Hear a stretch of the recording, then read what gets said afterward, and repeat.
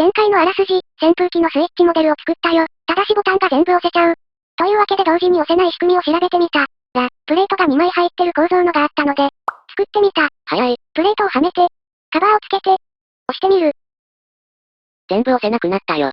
でもこれ実は失敗で、何がダメなの？一つボタンが押されてると、他のボタンを押しても解除できないんだよね。ほんとだ。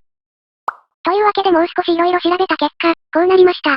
ちょっと細くなった？そう、同時には押せないけど、個別に解除できるギリギリを攻めてみた。というわけでこう。今度は全部押しても全部戻ってくるね。そう。しかもちゃんと個別に解除できるよ。すごい。